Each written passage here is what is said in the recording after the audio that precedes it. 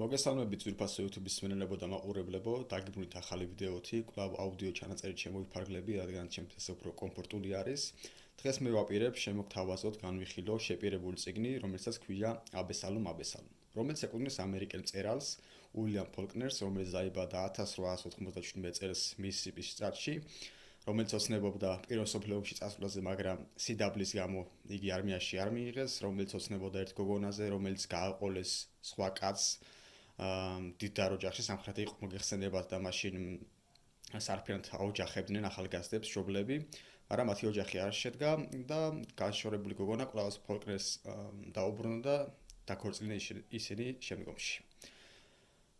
ფოლკნერი გახლავთ ერთ-ერთი ურთულესი ავტორი, რომელიც ძალიან რთულად წერდა წიგნებს და ბევრს უჭირს მისი გაგება. როდესაც პირველად ფოლკნერის წიგნები შევიძინე, რამოდენიმე წლის წინ გამოვიდა 6 ტომეული და თითოეული მათგანი საკითხავ ცადე, მაგრამ რამოდენიმე ხაზის მერე მივხვდი, რომ ვერაფერს ვერ გებულობდი, რა იყო, რა ეწერა, ვერ გებულობდი ვერაფერს და გარკვეული დროის შემდეგ თითოეული მათგანი წავიკითხე და დღეს იგი ჩემი ერთ-ერთი უსაყვარლესი ავტორია და კარგია, რომ სოფლიო მარკეტში ამჩნია და მას ნობელის პრემია მიანიჭა. ახლა კი უშუალოდ გადავიდეთ წიგნზე. პირველ რიგში განმარტოთ სათაური აბესალომ, ბიბლიური სიუჟეტიდან არის პარალელი გავლებული.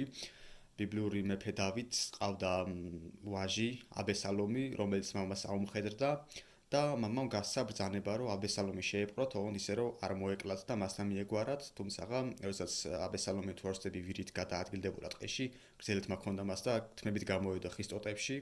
ვირი გაექცა და ჩამოკიდებული დარჩა და როდესაც დავითის ერთ-ერთმა სარდალმა იპოვა იგი, არ გაითვალისწინა მეფის ბრძანება და ვაჟს თავი მოჰკვეთა და როდესაც დავითმა ეს ყველაფერი გაიგო, დაიტირა შვილო აბესალომ, ნეტა შესმაგრეთ მე მაინც მოკვდარი ყავიო და სწორედ ორჯერ ჟღერს ბიბლიაშიც სახელი აბესალომი და სათაურად სწორედ ეს გამოიყენა ფოლკნერმა. ასევე წავიკითხე, რომ ბევრი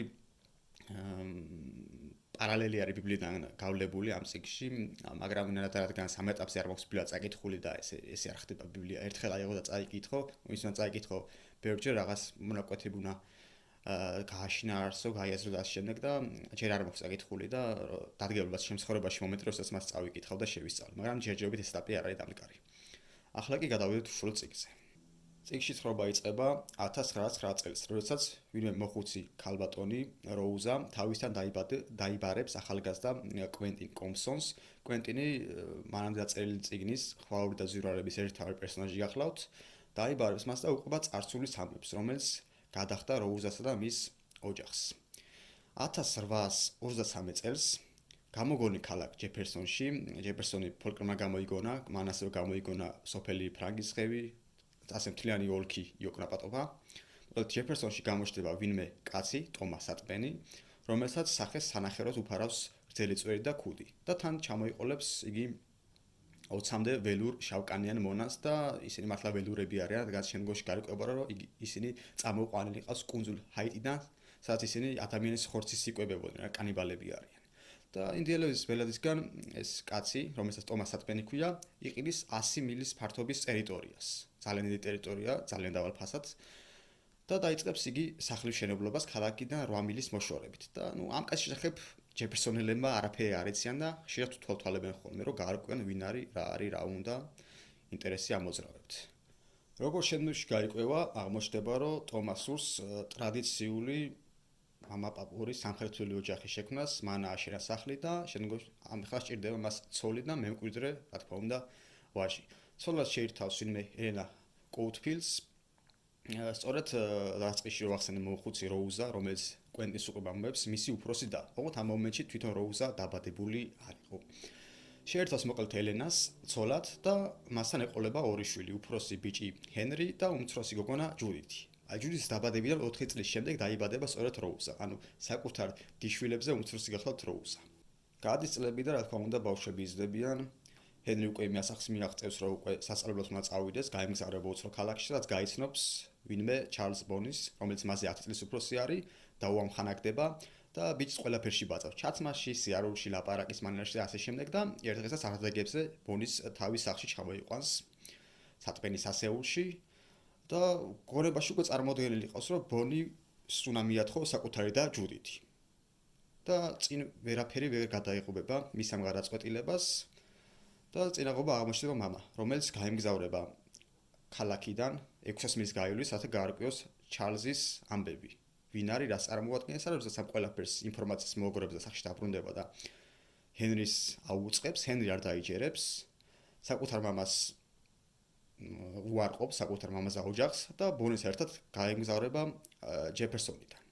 და რა გაარკვია სატმენმა ჩარლზ ბონიზე? გაარკვია, რომ როდესაც ტომას სატმენი თავის დროზე ცხოვრობდა კუნძულ ჰაიტიზე, საიდანაც შავკანიანი მონები ჩამოიყვანა, იქ ცოლად შეერთვეს ვინმე წარჩინებული ოჯახის შვილი, გოგონა და მასთან შეეძინა ბიჭი. მაგრამ შემდგომში გაარკვია, რომ ეს გოგონა ამ გოგონას თურმე შავკანიანი სისხლურევია, გარეგნულად თეთრკანიანი იყო, მაგრამ სისხლურევია, წასულია დამთავრებული იქ ყველაფერი, რადგან ის იყო სამხრეთის შტატები და სხვანაირი გაგება იყო, სხვანაირი ტრადიციები. და მოკლედ ცოლი მიატყო, ვაჟი უარყო და შემდგომ როგორც თავი მახსენე ჯეფერსონში ჩამოვიდა და იქ დასახლდა. და თურმე ეს უარყოფილი ვაჟი გახდა სწორედ ჩარლზ ბონი. ანუ ჰენრი და ჯუდითი მისი ნახევარ დაძმები არიან და ჰენრი აპირებს, რომ თავის ნახევარ-ძმა შეერთოს თავისი ნახევარ და ეს ყველაფერი რო გაარკვია სატყენმა და თავის შვილსაც მიახალა, ჰენრიმ ეს ყველაფერი არ დაეჯერა, ამ საკუთარი თვალით ყურით არ მოისმინა იგივე და არ მოიპოვა მტკიცებულებები. შემდგომში მოკლედ დაიწყო უკვე ამერიკის სამოქალაქო ომი 61-65 წლებში, მოგეხსენებათ ეს ამბები ხდებოდა. გარდაიცვალა სატმენის მეუღლე ელენა, რომელმაც თავისი და დაიბარა როუზა და უთხრა, რომ ჩემ დიშვილებს მიმიხედავ, ამ დროს თავის დიშვილები მასზე უფროსები არიან და ამის პარალელურად სწორედ ჰენრიმ გაარკვია, რომ ბონი იყო მისი ნახევარ ძმა. და ბონი მე საქამდე იცოდა. მიუხედავად იმისა, რომ იცოდა ეს ყველაფერი, მაინც აპირებდა საკუთარი ნახევარ და შეერთო ცოლად. და ბოლოს ომის დამთავრებისას იმდენ იქნა, რომ ჰენრი ჯიპში ჩაუდგა, რომ შენ მე ვერ ამეკრძალავო და მე ჯორიც მაინც შევირთო და ბოლოს, როდესაც ისინი სატმენის ასეულში დაბრუნდნენ, ჰენრიმ საკუთარი ხელით მოკლა თავის ნახევარ-ძმა, რომელიც მანამდე სიზით უნდოდა. და თქმა უნდა, ეს სატმენმა რომ ეს ყველაფერი გაიგო, ვაჟის აქციელი მოუწონა, მაგრამ ვინაიდან გაწყვეტილება მოხდა, ვაჟმა დამალვა და გადაკარგვა გადაწყვიტა. საინტერესო ფაქტი ის არის, რომ პრობლემა ის კი არ იყო, რომ ბონი იყო ჯუდის ნახევარ-ძმა. პრობლემა ის იყო, რომ მას შავკანიანი სისხლი ერია. სამხრეთით იყო სხვადასხვა გაგება იყო და შეიძლება ნათესავს თან დააოჯახებულიყო, არა პრობლემა არ იქნებოდა. თავარია შავკანიანი სისხლი არ ყოფილიყო. სატმენს ასევე პირველი შვილი ყავდა, როდესაც ჯეფერსონში დასახლდა, ერთ-ერთი შავკანიანი ხალთან შეეძინა გოგონა. გოგონა ეხლა პრობლემა არის, თავარი ბიჭი არ იყო შავკანიანი მემკვიდრე. და როდესაც სამოქალაქო ომი მიმდინარეობდა, ცხადია, ქალაქების სოფლები დაიცალა მამაკაცებისგან და სატმენის ასეულს ყურადღებას აქცევდა სამი ქალბატონი, ეს იყო როუზა კოუთფილდი, ეს იყო ჯუდით სატმენი და ეს იყო სატმენის პირველი უკანონო შავკანიანი გოგონა. და ამას გარდა ამ ამბში ცხოვრობდა მდინარის პირას ვინმე უოშჯოში, რომელიც დიდ პატივს ემდა კაპიტან სატმენს, ეს წოდება მან ომის პერიოდში განმავლობაში მოიპოვა და მეთვალყურეობდა მოკლედ ამ გოგონებს. და როდესაც სატმენი ომიდან დაბრუნდა, მან ძალიან ცუდი საქციელი ჩაიდინა. პირველ რიგში ის რომ როუზას სთხოვა ხელი თავისი ცოლის დას, ცოლი ამ უკვე გარდაცვლილი იყო და როუზა თანახმა იყო, არც უარსამობდა და არც თანხმობას ეუბნებოდა, მაგრამ თუ ბედი ასე იყო, მისი ბედეწერა ასე გადაწყვეტილი, გავყვებოდა მას ცოლად, სანამ ერთადაც სატმენმა არ მიახალა, რომ ის მხოლოდ იმიტომ სჭირდებოდა, რომ მისთვის ვაჟი გაეჩინა მემკვიდრე და ხალი ამაზე გაცოფდება და საერთოდ სატმენის ასეულის მეატოვებს და ჯეფერსონში დაბრუნდება. სატმენი ამის შემდეგ ბეცდიც, ასე რომ ვთქვათ, სწორედ უოჯოშის შვილიშვილზე. უოჯოს ყავდა გოგონა, რომელიც მეზობი გახდა შემდგომში და ერთ-ერთ სახლში, ამ სამეძავო სახლში დაიღუპება და მისი 14 წლის შვილიშვილს სწორედ სატმენი შეაცდენს და აორსულებს ამ ყველაფერს გაიგებს უოში, რომელიც მანამდე დიდ პატივს ემდა კაპიტან სატმენს და საკუთარი ხელით გამოასრულებს მას სიცოცხლეს და შემდგომ საკუთარ შვილიშვილსაც, ორსულ შვილიშვილსაც მოუღებს. ბოლოს ასე დაიღუპება ეს ტომას სატმენი, უცნაური კაცი, რომელიც საიდან გამოჩნდა, რომელსაც ბევრი არაფერი არ იცოდა იქაურმა მოსახლეობამ და ჩვენც ბევრი არაფერი არ ვიცით. გადა ერთი ამბისა, როდესაც მან გული გადაუშვა თავის მეგობარს, თუ შეიძლება მეგობარი ითქვას, კვენტინის ბაბუას. და მოუყვას ჰაიტიში რო ცხოვრობდა, რა ამოძრავებდა, ბავშვობაში როგორი წარმოდგენა ჰქონდა სამყაროზე, რები ამოძრავებდა, რომ სიმდიდრე იყო მისთვის მთავარი მიზანი, იმიტომ რომ გარკვეულ საკითხში დაასკვნა თუ ფული გაქვს, ყველაფერი გაქვს.